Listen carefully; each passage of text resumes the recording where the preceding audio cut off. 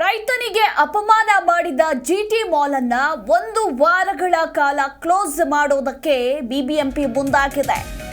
ರೈತನಿಗೆ ಅಪಮಾನ ಮಾಡಿದ ಜಿಟಿ ಮಾಲ್ ವಿರುದ್ಧ ಕ್ರಮವನ್ನ ತೆಗೆದುಕೊಳ್ಳಲಾಗಿದೆ. 7 ದಿನಗಳ ಕಾಲ ಕ್ಲೋಸ್ ಮಾಡಲು ಮುಂದಾದ ಬಿಬಿಎಂಪಿ.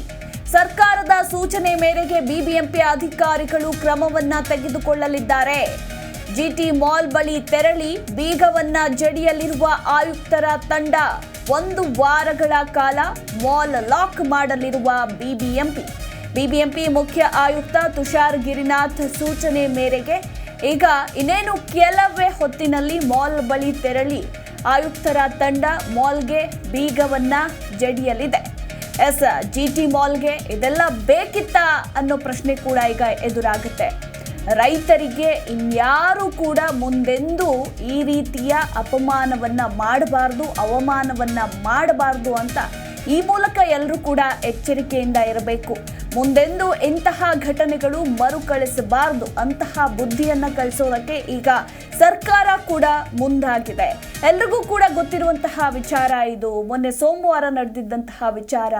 ರೈತನೋರ್ವ ಪಂಚೆಯನ್ನ ಧರಿಸಿದ್ರು ಎಂಬ ಕಾರಣಕ್ಕೆ ಅವರನ್ನ ಮಾಲ್ ಒಳಗಡೆ ಪ್ರವೇಶಕ್ಕೆ ಬಿಡಲಿಲ್ಲ. ನೋ ಎಂಟ್ರಿ, ವಾಪಸ್ ಹೊರಟೋಗಿ, ಪಂಚೆ ಧರಿಸ್ಕೊಂಡು ಬಂದಿದ್ದೀರಾ, ನಾವು ಮಾಲ್ ಒಳಗೆ ಎಂಟ್ರಿ ಬಿಟ್ಕೊಳ್ಳೋದಿಲ್ಲ ಅಂತ ಹೇಳಿ ಅವಮಾನ ಮಾಡಿದ್ದಂತಹ ಮಾಲ್ಗೆ ಈಗ ಸರ್ಕಾರ ತಕ್ಕ ಪಾಠವನ್ನ ಕಲಿಸಿದೆ.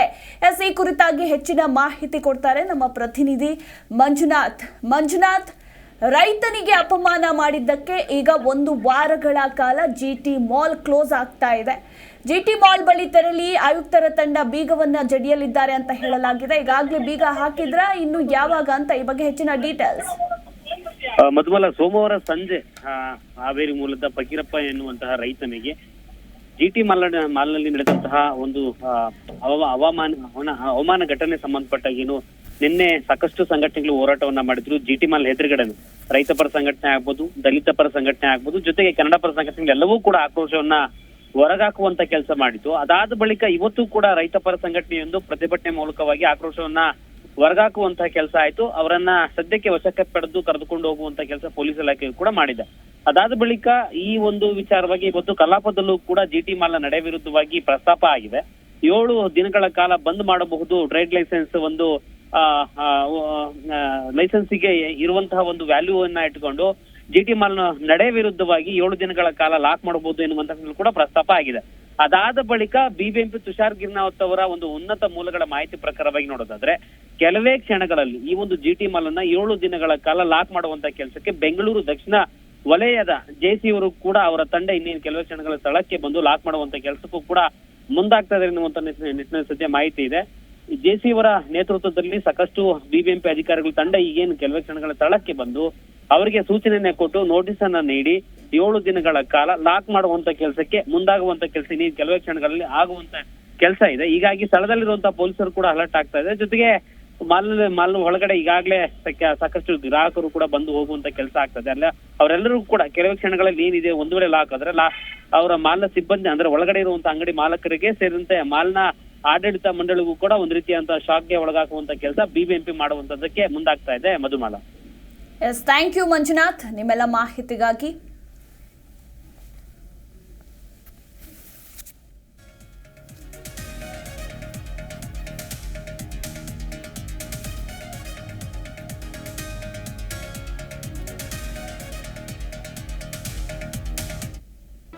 ಜಿ ಕನ್ನಡ ನ್ಯೂಸ್ ಈಗ ನಿಮ್ಮ ಮನೆಯಲ್ಲೇ ನೋಡಿ. ಎಲ್ಲ ಕೇಬಲ್ಗಳಲ್ಲಿ ಈಗ ಲಭ್ಯ. Sun Direct 292, Jio TV 1334, U Digital 162, City Cable 51, GTPL 17, Abhishek Cables 821, Rock Line Telecommunication 51, Shri Basaveshwara number 60, Vinayaka digital number 53, in digital number 896ರಲ್ಲಿ. ನಿಮ್ಮಿಸ್ತದ ಜಿ ಕನ್ನಡ ನ್ಯೂಸ್ ನೋಡಿ ಆನಂದಿಸಿ.